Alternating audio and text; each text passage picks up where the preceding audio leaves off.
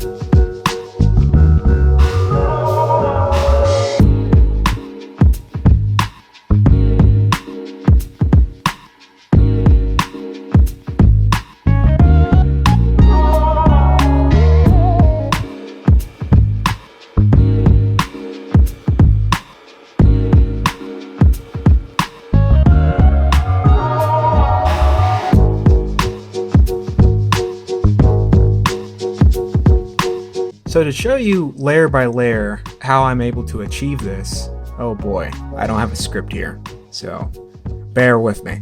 So here we're going step by step of one of my favorite images at Colorized of Jack Johnson in Paris in early 1900s. I don't really know exactly what year when this was taking place, but it seems like it's pre-World War I. So first things first, I start laying down the foundation, which is the colors here.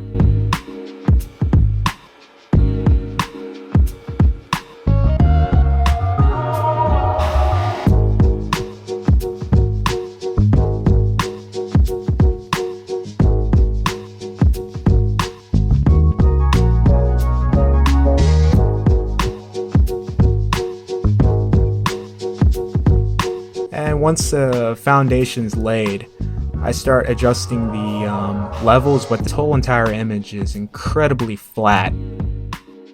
Not only I have to adjust the levels, but I also have to adjust everything in this image. So even when I put this layer in, then also put in that, we start actually color grading it and then adding lighting to the image to bring it to life. Because yeah, it's in color right now, but we can definitely make this image look better.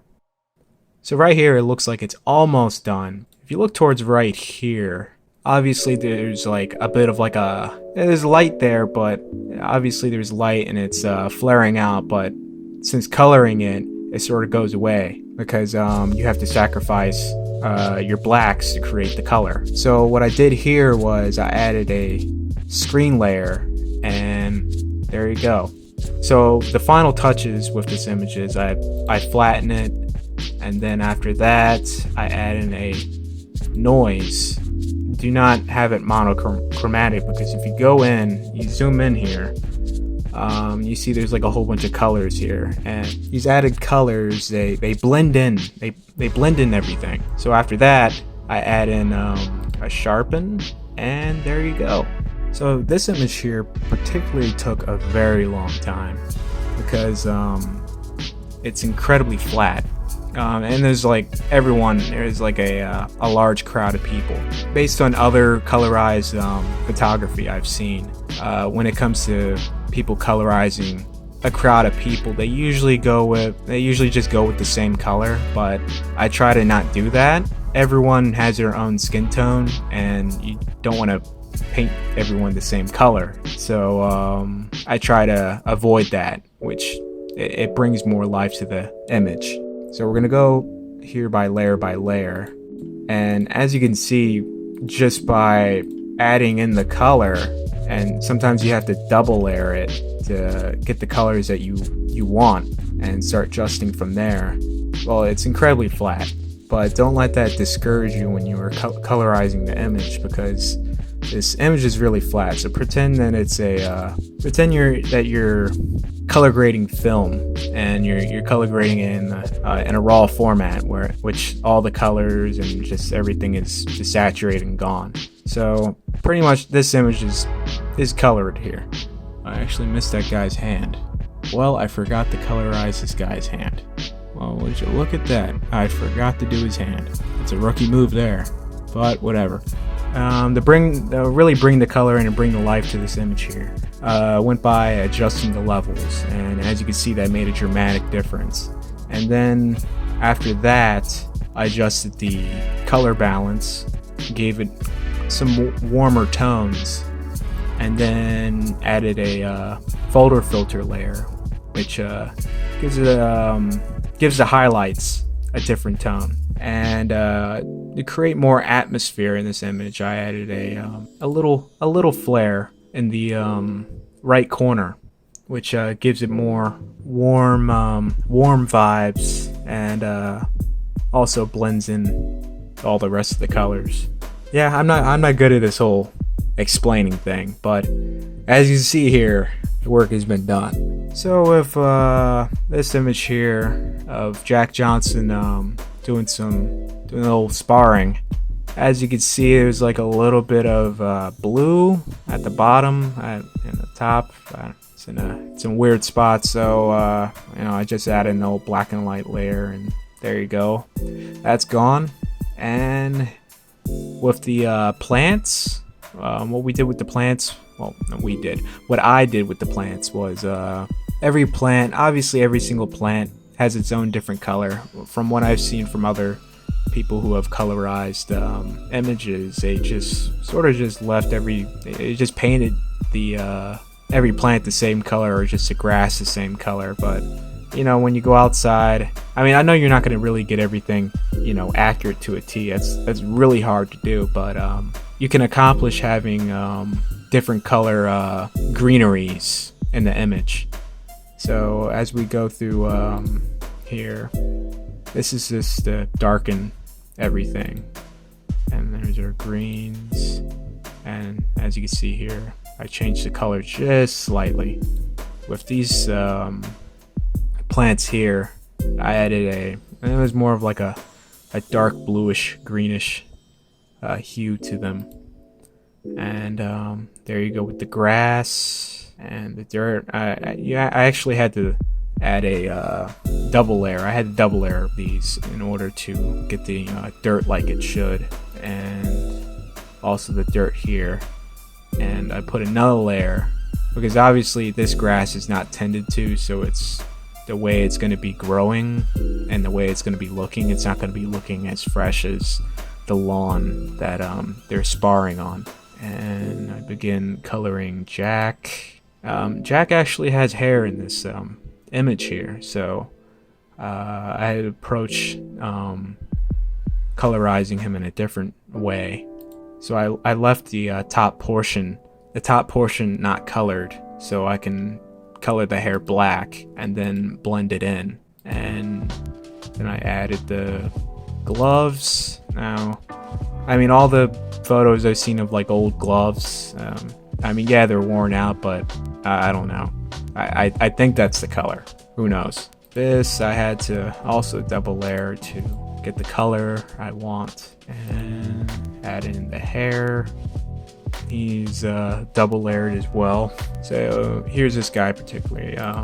He is double layered as well. Pretty much almost this whole image is with the lighter things. I have to double layer, especially with this sweater right here. I wanted red, but even when I color it red, it doesn't really come out fully as red. So I have to add in another layer, and there you go. You got a nice red, and it blends in. It looks like it's part of the image. And that's one step that, from what I've seen, especially with the popular images, that's one step that is left out, unfortunately, because it really does help with the image and brings it to life. This did the same thing, and with the turtleneck he's wearing, I didn't add really any color. I just used a black brush tool. Well, this is all through brush tools, but I just used a black color to make it dark, and boom, there you go. And I did that with the hat as well. This area here, I did some fine touches right here by the flower pot. Yeah, the flower pot thing. And there you go, boom. Then I colored Jack. Yeah, I didn't want to go with blue. I wanted everyone to have their own sort of thing going on. So I left Jack having black on black, but the gloves are, you know, gonna be that color. And the little thing has right there, it looks like a bandana of some kind. I don't really know what it is, but it has stars. So I'm assuming it's supposed to be American flag color, or have at least one of the colors from the American flag. So I made that blue. For the final touches, I adjusted the color balance, gave it some warm tones, add a little bit of red to it, and then a very faint light flare. And yeah, there you go. And that's how I colorized that image. And thanks for bearing with me to the end, trying to explain how I colorize these images. In the future, hopefully I can do better. One video at a time. It's not going to be done overnight, but whatever. For more videos like these, be sure to like, and if you're new, subscribe. Follow me on Instagram for more video updates, boxing memes, boxing news, whatever. I'm Office Honcho, and I'm out.